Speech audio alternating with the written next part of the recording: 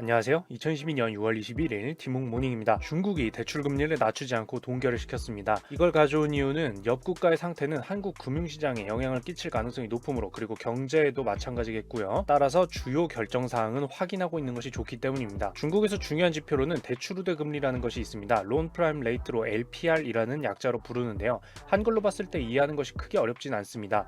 대출을 할 때 특정 조건에 부합하는 사람들, 흔히 국내에서도 VIP 또는 VVIP라고 부를 수 있는 자산 상황이 사람들에게 특별하게 제공해주는 낮은 대출 금리를 얘기하는 겁니다. 은행에게 그만큼 많은 자산을 맡기고 거대한 자산으로 금융상품을 이용해주는 고객에게 제공을 해주는 우대 금리겠죠. 이런 대출 우대 금리는 특별할 것 없는 하나의 은행 서비스상 숫자같이 느껴지는데요. 중국에게는 조금 특별합니다. 결론부터 얘기하자면 중국에게 대출 우대 금리, 즉 LPR이란 기준금리와 같거든요. 네, 몽모닝에서도 항상 등장하는 미국 연방준비제도가 결정하고 한국의 한국은행이 결정해서 빅스텝도 하고 자이언트 스텝도 하며 세간에 큰 영향을 미치는 바로 그 기준금리 말입니다. 중국의 은행들은 대출 우대 금리를 제공하면서 매월 20일 얼마의 대출 우대 금리를 제공하고 있는지 금융당국에 제출을 하는데요. 그럼 이 수치를 종합해서 발표하는 것이 바로 LPR 대출 우대 금리 발표가 되고 중국 내에서 기준금리처럼 작용을 합니다.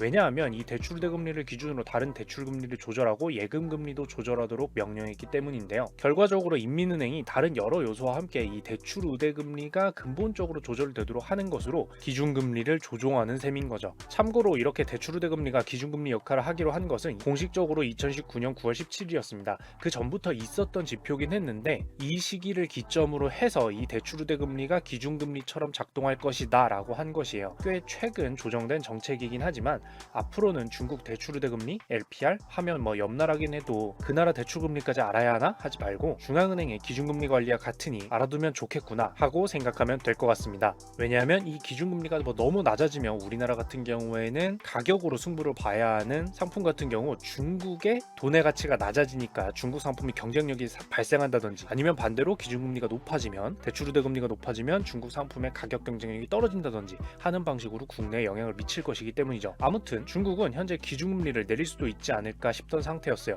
다 잊었을 수도 있겠지만 헝다그룹 파산 위기 전후로 중국의 부동산 시장 위기도 있었고요. 당연히 코로나 바이러스와 제로 코로나를 위한 공세 정책 등으로 실물 경제에 큰 타격을 받은 상태였기 때문입니다. 경제를 살리기 위한 경제 부양책으로 금리를 낮추고 돈을 푸는 것이 어쩔 수 없지 않겠느냐 하는 상태였었죠. 그리고 지난 몇 개월간은 이 기준금리를 낮춰오던 상태이기도 했습니다. 조금씩요. 그러나 현재 전 세계적으로 특히 미국은 지난 6월 15일 자이언트 스텝의 0.75%포인트 대규모 금리 인상을 밟았고요. 중국과 미국의 금리 차이는 무시할 수 없는 수준으로 줄어가고 있습니다. 한국과 미국의 금리 역전이 벌어지면 한국에서 돈을 빼서 미국에 예금하는 자금이 폭주하는 거 아니야? 한국에서 자금이 이탈하는 거 아니야? 하는 걱정을 많이 하잖아요.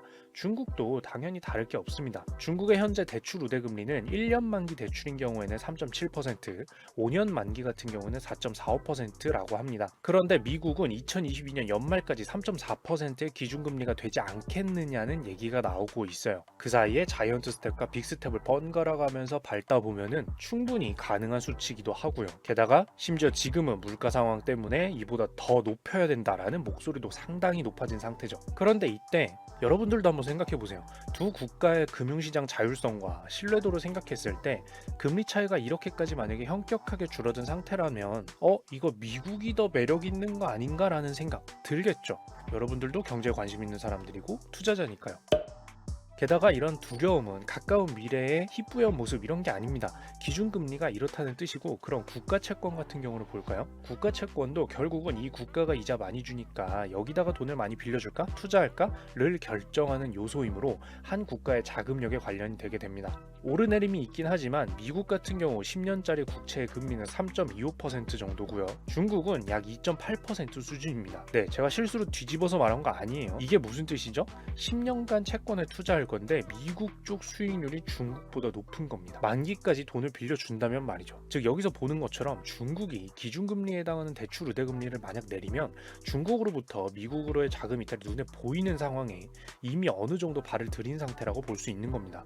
그러다 보니까 경제 부양에도 신경을 써야 함에도 금리 인하라는 정책을 펴지 못하고 당연히 금리를 올리지는 않은 상태로 신중하게 다른 방식으로 경제를 살릴 수 없는지 고심하는 상태, 즉 금리 동결 거를 결정할 수밖에 없었던 상태가 2022년 6월 20일이었다는 겁니다. 자, 이렇게 이야기를 들어보니까 중국 내부적으로 고민이 깊어져 예민해져가는 상황 이해가 가죠? 정리하자면 오늘 가져온 얘기는 중국은 현재 제로 코로나 정책으로 봉쇄를 계속하니 실물 경제 활동은 힘들고 부동산 위기 등 경제 성장률을 깎는 요소도 쉽사리 사라지지 않아 힘든 상태입니다.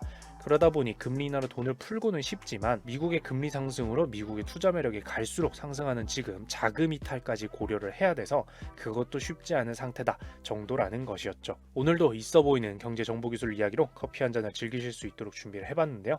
도움이 되었으면 좋겠습니다. 이상 티목이었습니다. 이 영상은 많은 시청자분들과 여기 계신 후원자분들을 통해서 제작이 되고 있습니다. 박윤아님, 후루뚜루뚜님 후원 감사드립니다.